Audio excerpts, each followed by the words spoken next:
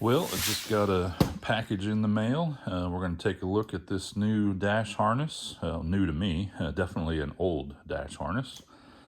And we're going to inspect every connector, every wire, make sure there's no damage anywhere, and fix it as we go. So let's take a look at this harness from Neo Mustang on eBay. If you don't know, he sells a lot of parts on there. This is where I got this from. If you're looking for parts from these cars that aren't available as new, really appreciate those guys that still find the parts, clean them up, restore them, and then sell them. So it wasn't cheap for sure, but at least it was out there, and it says it's in really good shape. So let's take a look.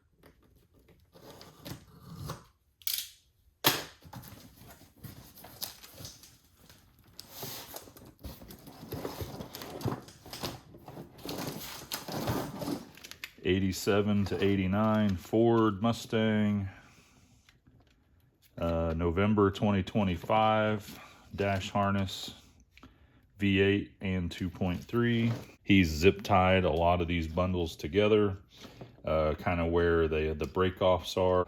I'm not going to take you guys along for every single wire and connector I'm looking at, but if I see anything, I will stop and pick up with you guys.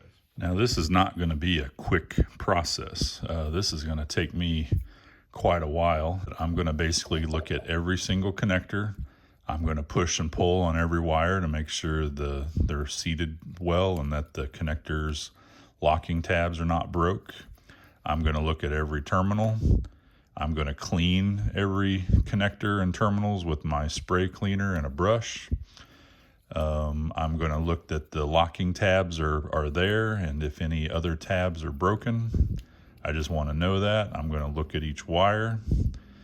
And again, I'm just going to methodically take this a couple of connectors at a time, and I'm going to just put a little paint dot on the ones when I'm done so I know which ones I've already looked at.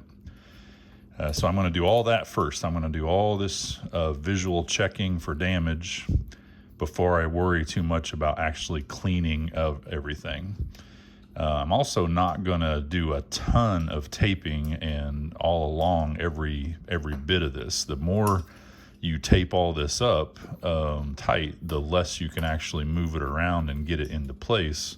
So I'm going to intentionally not keep everything extremely tight with tape. I'm going to use some flex loom instead and just tape every so often to keep that in place. So, but I'm going to start looking over these, and I'll let you know what I find. Look at this. Still got the original dash speaker connector and wire on it. And just a quick update. I have started on the passenger side. These would be the connectors that go up into the passenger kick panel. I'm following my way through, getting over some of the connectors that are back behind by the HVAC. And I've gotten through some of the stereo. I've looked at all the wiring. I have not found a single broken locking tab yet. I've not found a single terminal with a broken locking tab. I've gotten all the way up to this first really big trunk on the harness, and I found my first issue here. There is a wire that is about cut through all the way. It's a small gauge wire. I don't know what it is yet. It looks like it's a red with white stripe. So I'm going to take this zip tie off, and I'm going to have to splice that together to make sure it's got a good connection, because it is almost all the way through. And a quick update. So this connector, not sure what it's for yet. I've not looked up, but you can see here a couple of these little locking tabs are missing. And if I try to pull on this lightly, it will come right out. You can see there it's coming out. So I'm going to have to address those two and see if I have one of these connectors in my stash that I've collected over the years from old old harnesses and old vehicles. See if I can just find this connector and just depin them and put a new connector on there. And a quick update on this connector. So this is part of going up into the column and plugs into your turn signal switch, I believe. I did find a cut wire, if you can see that. So I've got it flagged with some tape. That's something I'll have to strip back, see how corroded it is, and fix it. And then the same connector does have one clip broken. Not a big deal, but I've gotten quite a bit further through all this before finding anything else. So so far, yeah, that's just dirt. It's not another cut. So just that one wire there for now. So you can see here there is a chunk of insulation missing. I don't know if you guys can see it. There's a little bit of copper showing there. It's pretty fresh. So I don't think I'm going to cut this apart and splice it. I could depin that wire and run some marine shrink tube down with sealant on it. It's pretty amazing. This is the headlight switch or connector, and there's no signs of discoloration or warping or melting or anything. And that's the first time I think I've ever pulled or looked at this connector off of a Foxbody harness and not seen it either crumbling apart, brown, warped.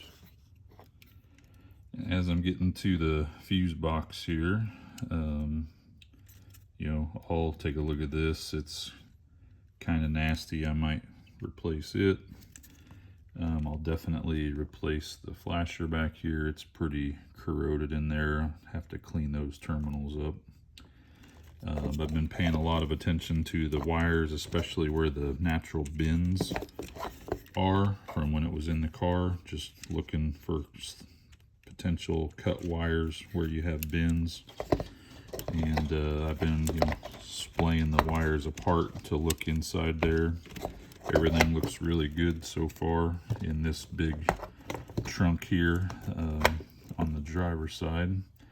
You know, I also slide the zip ties away one direction or another every time we have some, to look under the zip ties and look at those wires.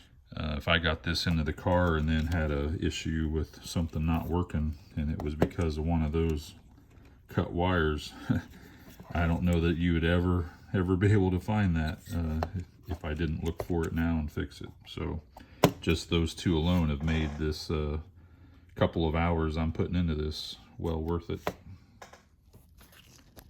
Well, I'm getting towards the end. I've just got the part that goes into the engine bay. This is about all that's left. I found this bulged wire in what looks to be,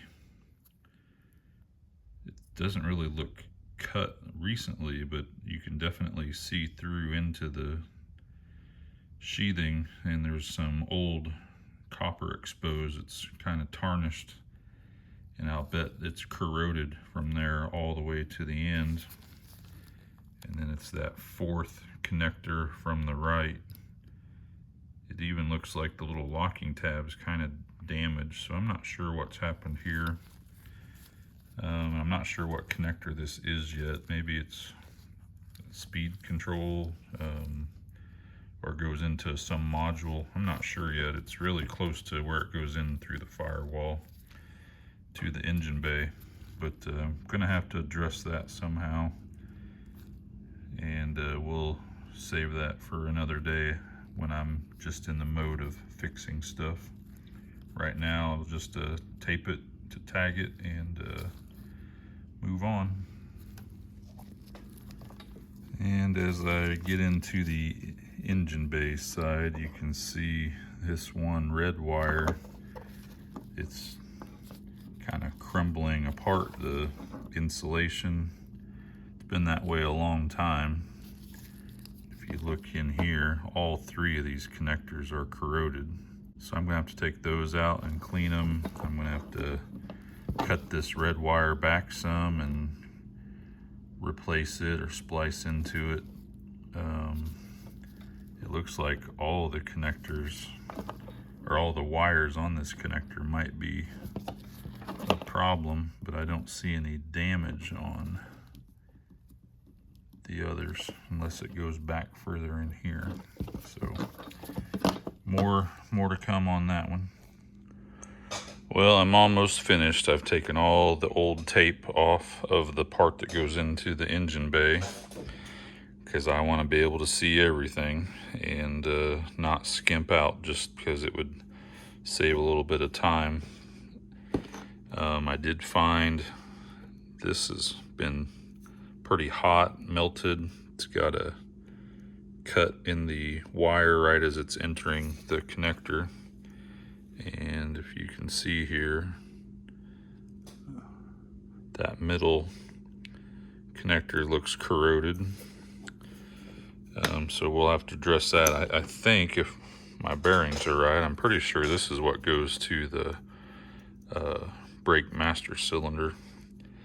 If that is the case, then I know they make these aftermarket. It's easy enough to buy a new one. When you see that green corrosion, you got to be on the lookout. This wire here, looking all over the wires and everything looked good, but I knew that corrosion wouldn't be there for no reason, so I kept looking, and this yellow and black wire, it has some copper exposed right as it goes into that weather pack area, and so it's getting kind of bubbling, blistered there, and you can see some wiring that's really corroded right on the outside of this weather seal. So that's where the moisture got in and started attacking the copper wire and the terminal. So I'm gonna have to clean all that up and see if this is something I can replace or not.